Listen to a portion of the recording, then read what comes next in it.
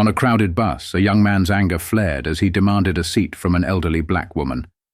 His voice cut through the chatter, drawing everyone's attention.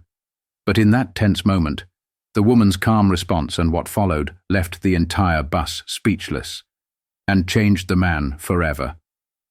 The bus was packed, every seat taken, and the narrow aisles were crowded with tired commuters clutching their bags and phones. The faint hum of the engine mixed with the chatter of passengers, creating a chaotic yet familiar noise. Among the standing passengers was Devon, a young man in his early 20s. His earbuds were plugged in, blaring music as he leaned against one of the poles near the middle of the bus. His face showed irritation, his brow furrowed as he glanced at the rows of seated passengers. Devon had just finished a long day at work, and the last thing he wanted was to spend the ride home standing. A few stops later, an elderly black woman stepped onto the bus. Her silver-grey hair was neatly tucked under a small scarf, and she carried a modest shopping bag in one hand. Her steps were slow but steady as she scanned the bus for an empty seat. There were none. She sighed softly and held on to the nearest pole, steadying herself as the bus lurched forward. Devon noticed her but didn't move. His eyes flicked to the woman briefly before returning to his phone. "Why should I give up my spot?" he muttered under his breath, barely audible over the music in his ears. The bus continued down the bumpy road, and the woman swayed slightly with each turn. The discomfort on her face was evident, but she didn't complain. She simply held onto the pole and focused on maintaining her balance. After a few minutes, Devon couldn't take it anymore. His frustration boiled over as he pulled out one of his earbuds and turned toward her. "Excuse me," he said, his voice louder than necessary, drawing the attention of nearby passengers. "Can you move? You're in the way." The woman looked up at him, her expression calm but weary. "I'm just holding on to the pole," she replied softly. "There's nowhere else for me to stand." Devon frowned. "Then why don't you sit down? Someone else can stand." The bus grew quieter as passengers nearby turned to watch the exchange. The elderly woman glanced around at the filled seats, her eyes lingering on a few passengers who quickly avoided her gaze. "I would if there was a seat," she replied, her tone steady but firm. Devon's irritation spiked. "Well, maybe someone should get up then," he said loudly, his voice carrying across the bus. "You can't just block the aisle like this. It's inconvenient for everyone." A few passengers shifted uncomfortably, but no one spoke up. The elderly woman didn't respond immediately, instead gripping the pole tighter as the bus took a sharp turn. Her silence only seemed to fuel Devon's anger. "I don't see why this is my problem," Devon muttered, more to himself than to her. "Some people just don't think." The tension in the air was palpable. Passengers exchanged glances, some shaking their heads in disapproval, others pretending not to notice. The elderly woman took a slow, measured breath before turning back to Devon. "Young man," she said gently, "I've been riding buses like this for longer than you've been alive. If you're so concerned, maybe you should take the lead and give up your seat." Her words hung in the air like a challenge, her calm demeanor contrasting sharply with Devon's frustration. For a moment, he was at a loss for words, his confidence shaken by the quiet authority in her voice. The bus rolled on, the weight of the situation pressing down on everyone inside. Devon's face flushed with a mix of embarrassment and anger. He wasn't used to being called out, especially by someone as composed as this elderly woman. The murmurs around him grew louder, and he could feel the weight of the other passengers' eyes on him. "What's your problem, lady?" Devon shot back, his voice sharper than he intended. "I'm just saying someone else could have offered you a seat. Why does it have to be me?" The woman raised an eyebrow, her expression unchanging. "Because you're the one complaining, young man," she replied evenly. "If you have such an issue, maybe it's time to set an example." The bus jolted to a stop, and a few passengers shuffled off, opening up a couple of seats. But instead of sitting down, the elderly woman remained standing. Devon noticed the opportunity and pointed toward the now empty seats. "There, problem solved," he said smugly. "Go sit down." The woman glanced at the seats but didn't move. Instead, she turned back to Devon, her gaze steady. "It's not about the seat, son. It's about respect." Her words struck a nerve and Devon scoffed. "Respect? What does that even mean in this situation? You're just making a big deal out of nothing." An older man sitting nearby wearing a business suit cleared his throat. "Maybe you should listen to her," he said, addressing Devon. "She's trying to teach you something you clearly don't understand yet." Devon turned toward the man, his frustration boiling over. "Oh, so now you're all on her side? What about my day? I've been working non-stop, and I'm just trying to get home like everyone else." Another passenger, a young woman holding a toddler, chimed in. "We've all had long days, but that doesn't excuse being rude. She's older than you. Show some decency." Devon rolled his eyes, his frustration mounting. "Look, everyone wants to act high and mighty, but no one here stood up to give her a seat. Why's that, huh?" The bus fell silent again, the tension thick enough to cut with a knife. Devon crossed his arms, feeling justified in his outburst, but the elderly woman's calm expression didn't waver. She finally spoke, her voice carrying a weight that silenced the bus. "Young man, respect isn't about who's right or wrong. It's about seeing others, understanding their struggles, and choosing kindness even when it's inconvenient." Her words hung in the air, and for the first time, Devon felt a pang of guilt creeping into his chest. The other passengers watched intently, some nodding in agreement, others silently reflecting on their own actions. The elderly woman continued, her voice softer now. "Do you know how many times I've had to stand on a bus after working my hands to the bone, raising a family, and facing struggles you can't imagine? I didn't complain, I just kept going. But today, I didn't expect to be challenged by someone who still has so much to learn." Devon opened his mouth to respond, but found no words. The bus grew quieter, the gravity of her statement sinking in.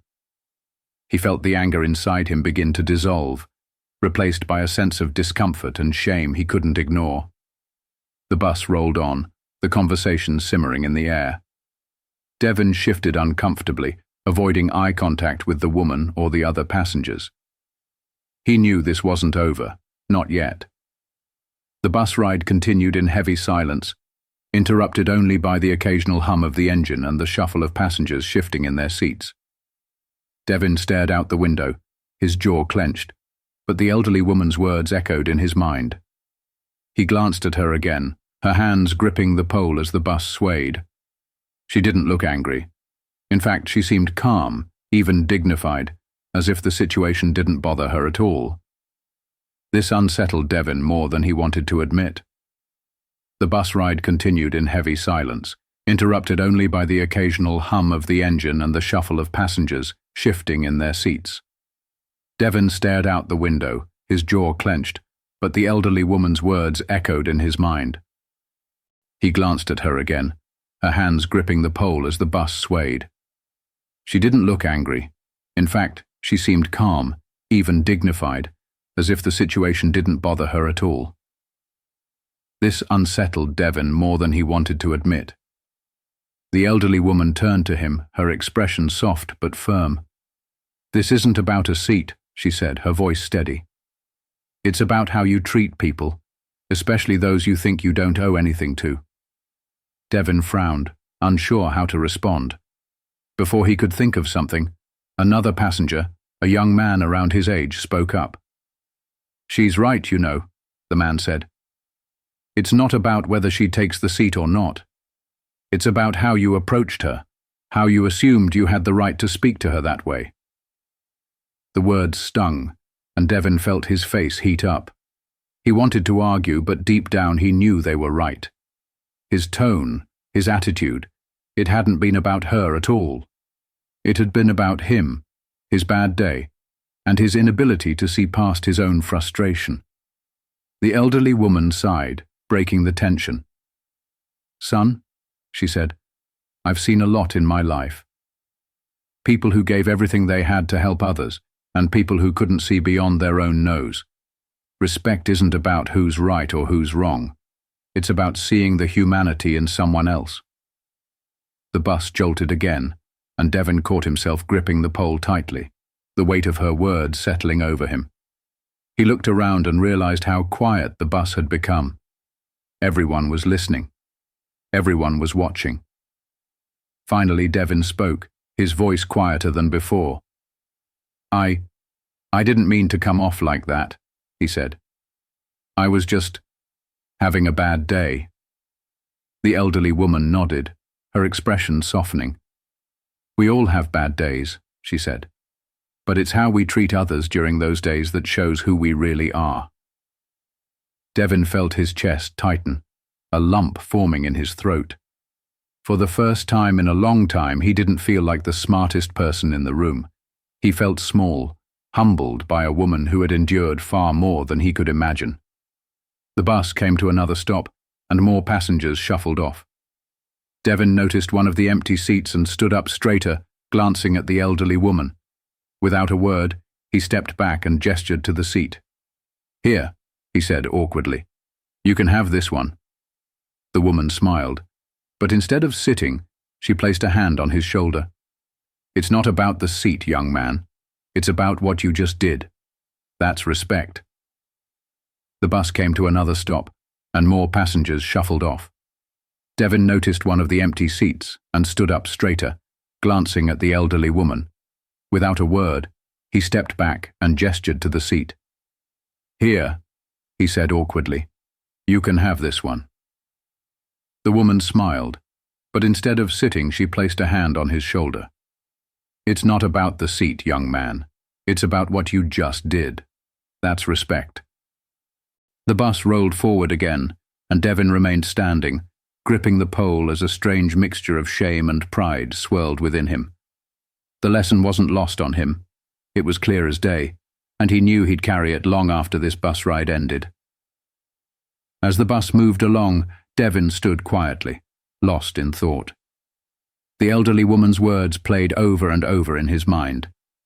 The weight of what had just happened began to sink in, and for the first time, he felt a deep sense of regret for his behavior. Passengers around him whispered to one another, their reactions a mix of surprise and approval. A young woman sitting nearby gave him a small nod of encouragement, as if to say, "You're doing the right thing." Devon wasn't sure he deserved the recognition, but it eased some of the tension in his chest. The elderly black woman, still standing near him, caught his eye and gave him a reassuring smile. "You know," she began, her voice gentle but firm, "the hardest lessons in life often come when we least expect them. But those are the ones that shape us." Devon nodded, unsure of how to respond. He finally worked up the courage to ask, "Have you always been this patient? I mean, with people like me?" The woman chuckled softly, shaking her head. "Oh no," she said. "Patience is something you learn, especially when life hasn't been kind. I've had my share of struggles, son, more than I care to count. But one thing I've learned is that anger doesn't solve anything. Understanding does." The bus jolted slightly as it stopped again, and an older man stepped on. He moved slowly, leaning heavily on a cane as he searched for a place to sit. Devon didn't hesitate this time. Without a word, he stepped forward and motioned to the seat he had just offered to the elderly woman. "You can take this one, sir," Devon said, his voice steady. The man nodded gratefully and lowered himself into the seat. The elderly woman watched with a smile, her eyes shining with quiet pride. "Now you're starting to see it," she said. "Respect isn't about words, it's about action." Devon felt a small sense of pride welling up inside him, though it was mixed with humility. For years he had thought respect was something people owed him, something he deserved just for existing. But now he realized it was something you gave, something you earned through how you treated others. The bus continued on its route, and the atmosphere had noticeably shifted. The tension was gone, replaced with a sense of calm. People who had once been focused on their phones or their own thoughts now seemed more engaged, as if the exchange they had witnessed had reminded them of something important. Devon finally broke the silence again. "I'm sorry," he said, turning fully to the elderly woman, "for how I acted earlier. I didn't mean to take out my frustration on you." The woman's expression softened further. "Apology accepted," she said. "But remember, son, it's not just about saying you're sorry. It's about what you do next." Her words struck a chord, and Devon felt something shift within him. He nodded, determined to carry this lesson forward. He didn't just want to move past this moment. He wanted to be better because of it. The bus pulled up to the next stop, and the elderly woman began to gather her things. Devon noticed and stepped aside to make room for her to pass. As she walked to the exit, she turned back one last time. "Take care of yourself, young man," she said with a knowing smile. "And remember, respect is something you carry with you everywhere." Devon watched her leave, her presence lingering in the air long after the doors closed behind her. The bus ride continued, quieter now, but Devon's mind was anything but still. The elderly woman's words stayed with him, echoing in his thoughts. Her calm yet firm demeanor had disarmed him in a way he hadn't expected, leaving a lasting impression he couldn't shake. He glanced around the bus. The same passengers who had watched the earlier exchange were now going about their business, but their brief glances in his direction reminded him that they had seen his transformation. For once, Devon didn't feel defensive or embarrassed. He felt a strange sense of relief. He had learned something valuable, something he hadn't realized he needed. A few stops later, Devon reached his destination. As he stepped off the bus, he felt the cool evening breeze hit his face. It was refreshing, almost cleansing, as if signaling the start of something new. Walking home, he replayed the events in his mind. The way he had spoken to the elderly woman, her dignified response, and the moment he realized how wrong he had been. It wasn't just about the bus ride. It was about how he had been approaching life.